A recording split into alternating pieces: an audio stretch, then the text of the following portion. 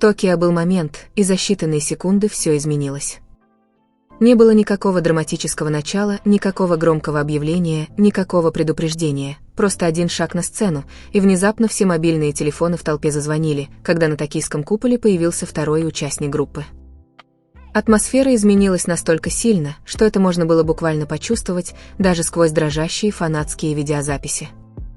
И то, что начиналось как простая проверка звука, быстро превратилось в нечто неожиданное, нечто большее, о чем до сих пор говорят. Но вот что удивило всех, дело было не только в выступлении, но и в том, что произошло после. Когда Таюн вышел на сцену, казалось, что это уже не репетиция. Казалось, что шоу уже началось. Черная шапка надвинута низко, выражение лица спокойное, шаги медленные и легкие. В его движениях не было спешки. Не нужно было ничего доказывать. И каким-то образом это только усилило его впечатление. Потому что, хотя все в нем казалось расслабленным, реакция толпы была прямо противоположной, мгновенной, громкой, неуправляемой. Фанаты не постепенно втянулись в ажиотаж, они были там с самого начала. Через несколько секунд кадры изнутри токийского купола начали распространяться повсюду. Это было видно в деталях: черная рубашка с крупными золотыми буквами, отражающими свет, свободные черные брюки, естественно двигавшиеся при каждом шаге, серебряные акценты, слабо поблескивавшие под светом сценических прожекторов. Затем был красный микрофон. Он сразу же выделялся, не только из-за своего цвета, но и потому, что каждый раз, когда он поднимал его, публика реагировала так, будто вот-вот произойдет что-то важное, даже когда ничего существенного не происходило. Именно такое присутствие он демонстрировал в тот момент. Ему не нужна была хореография.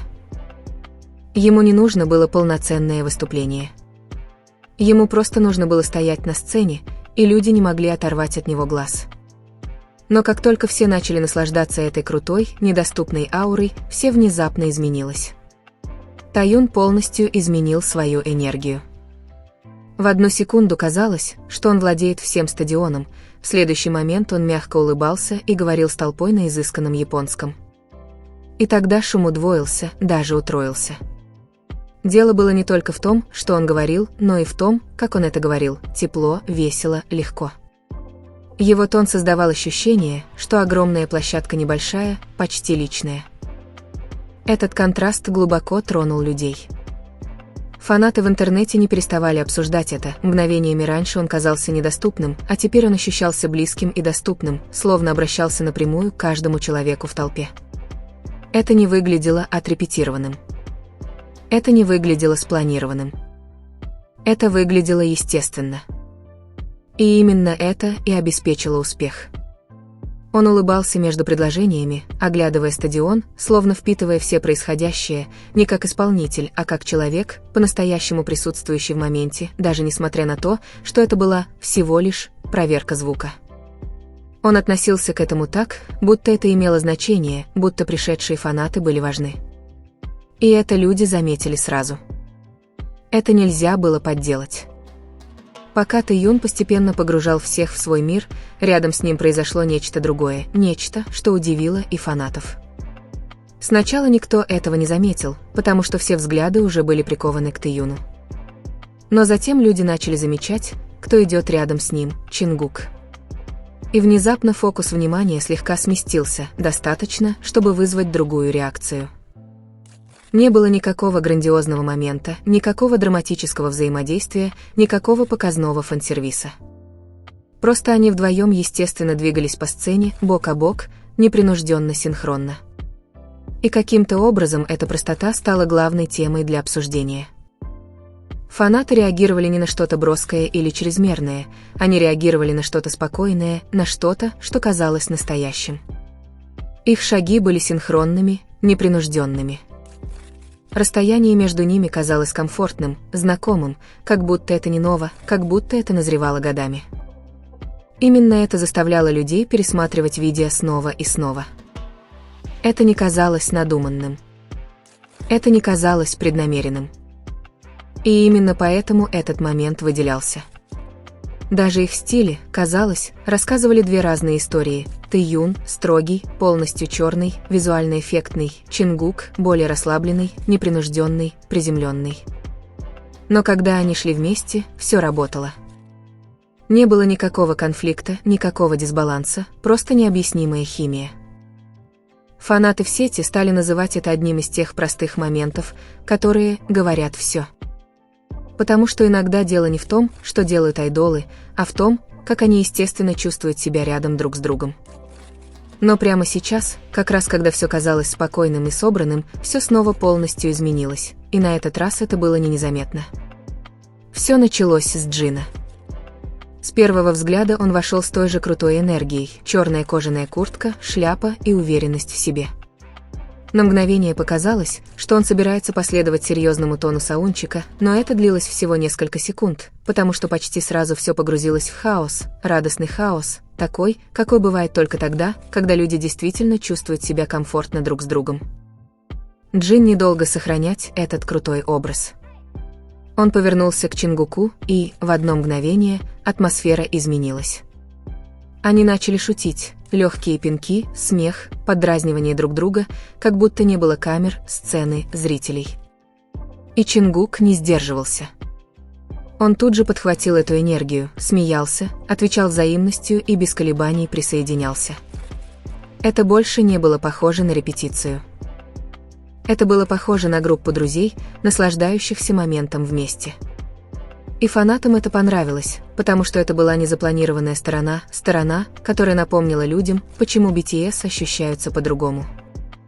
В один момент они были мировыми суперзвездами, готовящимися к стадионному концерту. В следующий момент они были просто 7 людьми, которые были сами собой, без фильтров, без давления, просто искреннее взаимодействие. И, как ни странно, вместо того, чтобы испортить атмосферу, это сделало все более значимым, добавив еще один слой к этому дню. Дело было не только в визуальном плане. Дело было не только в выступлении. Дело было в связи. Но даже это не до конца объясняет, почему все казалось таким масштабным. Потому что за кулисами происходило нечто другое. К моменту Саунчика Токио Дом перестал быть обычной площадкой, это стало похоже на предконцертное мероприятие. По всей территории разворачивались фанатские проекты. Огромные баннеры, рекламные объявления, инсталляции, которые превратили это место скорее в фестиваль, чем в концертную площадку. И фанаты сразу это заметили, особенно огромную поддержку Терн.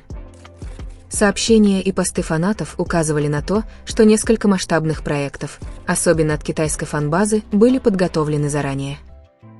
Официального подтверждения деталей не было, но их присутствие было трудно игнорировать. Это добавляло атмосферы, внутри купола энергия уже была на высоте, снаружи же царила такая же оживленная атмосфера, как будто вся территория готовилась к чему-то большему, чем просто выступление. Затем появились предположения. В нескольких видеороликах фанаты начали замечать детали, которые вызывали вопросы: определенный голос, определенное движение. И внезапно в интернете распространилась версия: репетируют ли они для выступления на открытом воздухе? Подтверждения не было, официального заявления тоже, только предположение. Но этого было достаточно. Даже малейший намек мог вызвать волну восторга среди фанатов. И тут стало ясно, это была не просто очередная остановка в туре. Люди внимательно наблюдали за этим, анализировали и потом пересматривали. Среди всего этого постоянно всплывало одно имя. После всех визуальных эффектов, взаимодействий, хаоса и предположений одно оставалось неизменным: Тайну не нужно было полноценное выступление, чтобы доминировать в разговорах. Ему не нужен был какой-то грандиозный момент.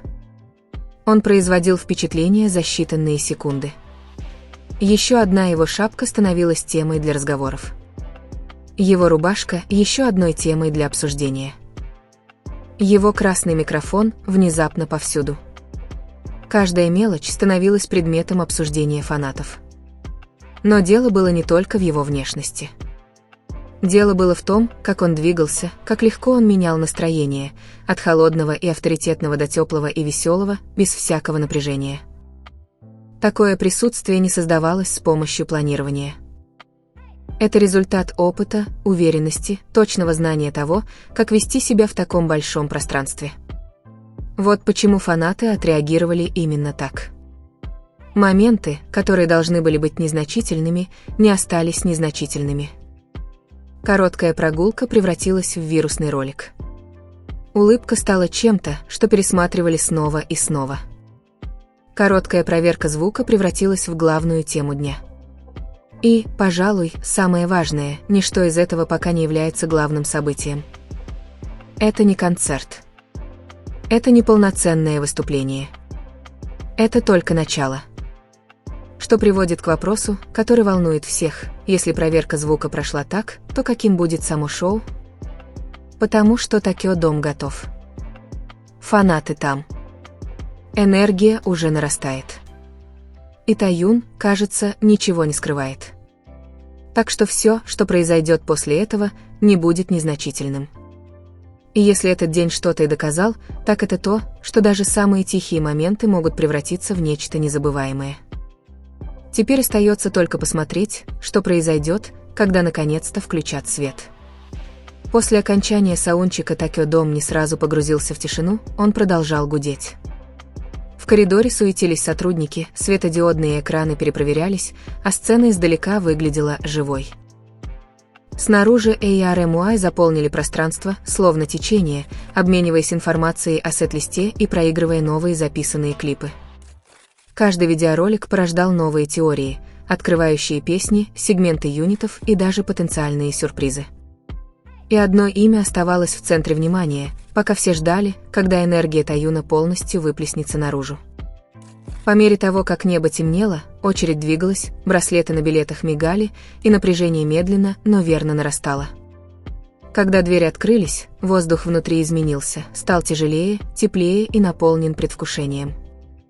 Свет отражался от толпы, словно океан, а антракт звучал как обратный отсчет. Когда главный экран наконец погас, крики прекратились. Больше не изолированные друг от друга, они превратились в одну огромную волну. Первый удар баса пронзил зал, и весь стадион встал без всякого приказа. Таюн появился снова, на этот раз не с аурой саундчика, а с предельной сосредоточенностью, как у разогревающего артиста. Один жест рукой, один вздох, и тысячи голосов слились в единое фан-скандирование. В такие моменты прежде тихая химия превратилась в ощутимую сценическую силу. Чингук без труда взял высокую ноту, затем повернулся к Джину за небольшим жестом. Джин ответил быстрой шуткой между песнями, заставив стадион смеяться посреди взрыва звука. Таюн перешел от холодной харизмы к теплой улыбке, словно встречаясь взглядом строчка за строчкой. Их взаимодействие казалось спонтанным, но момент был точным, как у старых друзей, которые знают ритмы друг друга наизусть. И каждый раз, когда они приближались к взлетной полосе, камера телефона снова поднималась, стремясь запечатлеть одну и ту же деталь. Что делало концерт масштабным, так это не только песни, но и то, как они превращали пространство в историю. Они могли внезапно приглушить свет на сцене для акустического фрагмента, превращая купол в небольшую, уютную комнату. Они могли вставить длинное японское приветствие, и публика отвечала без промедления.